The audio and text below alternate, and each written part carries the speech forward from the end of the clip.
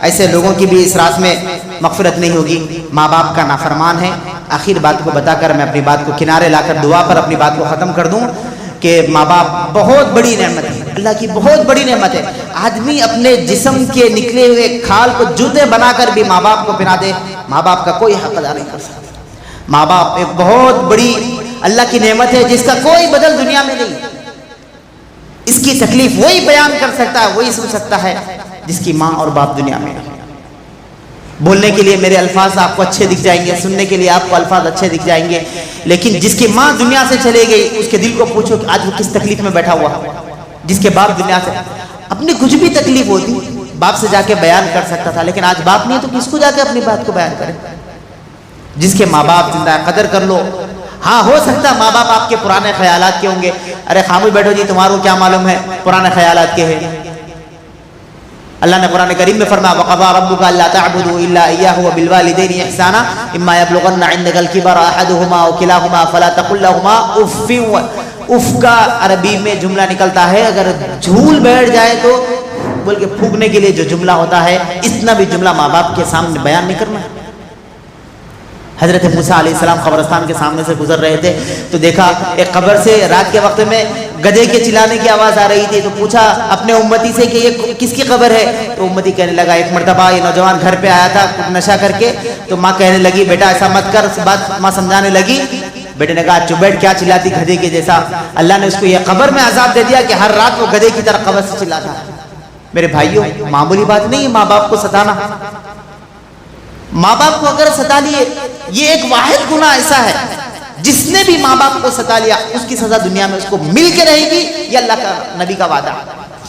میرا اور آپ کا وعدہ ہوتا تو اس کو انکار کی گنجائش ہوتی، لیکن اللہ کے نبی کی بات کو کوئی انکار نہیں کر سکتا۔ اللہ اس رات میں اتنے لوگوں کی مغفرت کرے گا، اتنے لوگوں کی مغفرت کرے گا۔ ایک بندہ آئے گا اللہ کے پاس اور کہے گا اس کو جہنم کا فیصلہ ہو چکا ہوگا، وہ اللہ کہیں گے فرشتوں سے کہ جاؤ اس کو لے جا کے جنت میں ڈال دو۔ وہ بولے گا اللہ میں زندگی میں کوئی نیک کام ہی نہیں کیا تھا، پھر ایسا کیا مجھے انعام مل رہا ہے کہ آپ جنت میں ڈال رہے؟ فرشتوں کو پوچھے گا تو فرشتے بولے گا ہمارے کو نہیں معلوم، آرڈر اللہ کی طرف سے آیا۔ جب وہ اللہ سے مخاطب ہو گیا تو اللہ کہیں گے ایک مرتبہ تیری بیوی گھر میں کچھ غلط کام کری تھی، تو چاہے تو اسے ڈانٹ سکتا تھا، لیکن تو نے اس کو میری بندی سمجھ کر معاف کر دیا۔ میں وہ رحیم رب ہوں، میری رحمت جوش میں آ گئی، تو نے میری بندی کو معاف کر دیا، میں نے تیرے سارے گناہوں کو معاف کر دیا، آج تیرے لیے جنت کا فیصلہ کر رہا ہوں۔ ایک بندے کا نام اعمال سامنے رکھا جائے گا، وہ کتاب کھول کر پڑھے گا، چھوٹے چھوٹے گناہ، بڑے بڑے گناہ پورے ویسے ہی رہیں گے، چھوٹے چھوٹے گناہ وہ بیان کر کے اللہ کو سناتے جائے گا، ڈرتے ڈرتے سنائے گا اللہ میں یہ گناہ کرا تھا، یہ گناہ کرا تھا، یہ گناہ کرا تھا۔ اس کے بعد اللہ بولیں گے جا میں تیرے لیے جنت کا فیصلہ کر دیا۔ اور بولے اللہ میں تو چھوٹے چھوٹے گناہ سنا رہا ہوں، ابھی بڑے بڑے باقی ہے۔ آپ کو میں نے سنا تھا دنیا میں، میں نے سنا، ابھی سورہ یاسین میں نے سنا وَكُلَّ شَيْءٍ أَحْصَيْنَاهُ فِي إِمَامٍ مُبِينٍ۔ اللہ تعالیٰ ہر چھوٹی چھوٹی چیز کو لکھتا ہے۔ اللہ تو پورے میرے نام اعمال میں لکھ رہا تھا، میں تو بڑے بڑے گناہ کرا تھا، تو ایسا کہیں کو کرا؟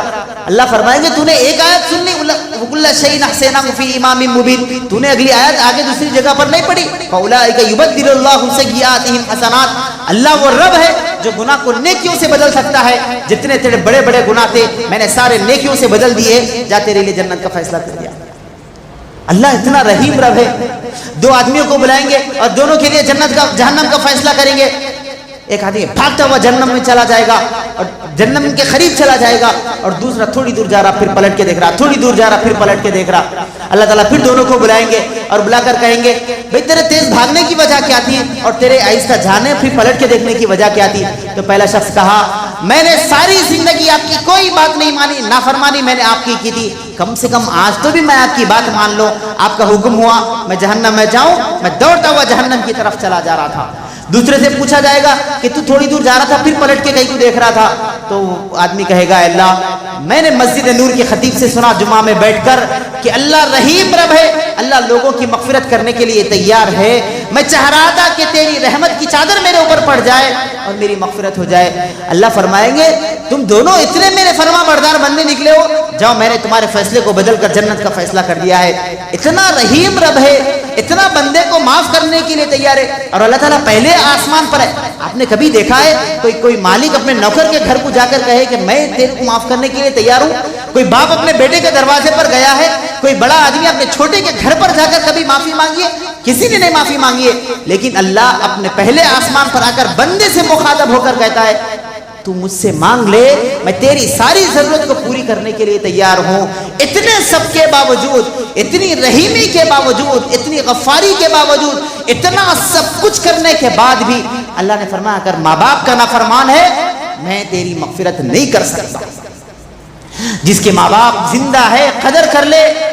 شیخ عبد القادر جیلانی اپنے ماں کے قدموں کو چوما کرتے تھے۔ ماں نے پوچھا بیٹا تو میرے قدموں کو کیوں چومتا ہے؟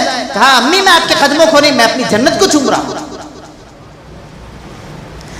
عورتوں کا احترام کرے، گھر میں رہنے والی مائیں ہے، ماں کا احترام کرے، بہن ہے، بہن کو اس کا مقام دے، اس کی عزت دے، اس کے رتبے تک اس کو بٹھائے۔ آج ہم نے بہنوں کی عزت نہیں کرنے کی وجہ سے، نہ جانے یہ بات صحیح ہے یا غلط ہے کہ اس حجاب کے اوپر پابندی لگانے والی ایک جو جج تھی زیب النساء اس کا نام تھا، جو مسلمان تھی، جنہوں نے پردے کے اوپر پابندی لگانے میں پہلا قدم انہوں نے آگے بڑھایا۔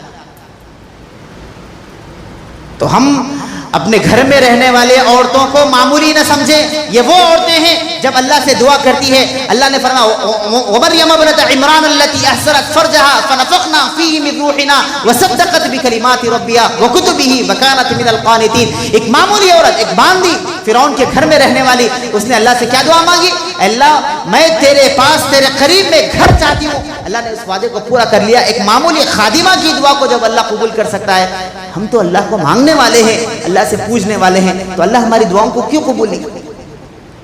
تو عورتوں کو بھی ان کا مقام سمجھائے۔ ہم سب سے پہلے اپنے ماں کے مقام کو سمجھے، اپنے باپ کے مقام کو سمجھے۔ ماں کی اہمیت کو سمجھتے ہیں کہ وہ جنت ہے، جنت ہے، جنت ہے۔ باپ کو ہم اتنے ڈر پر لا کے چھوڑے کہ باپ کی کوئی بات ماننے کے لیے تیار نہیں ہے، لیکن معلوم ہونی چاہیے کہ جو جنت ماں کے قدموں کے نیچے ہے، اسی جنت کا دروازہ باپ ہے۔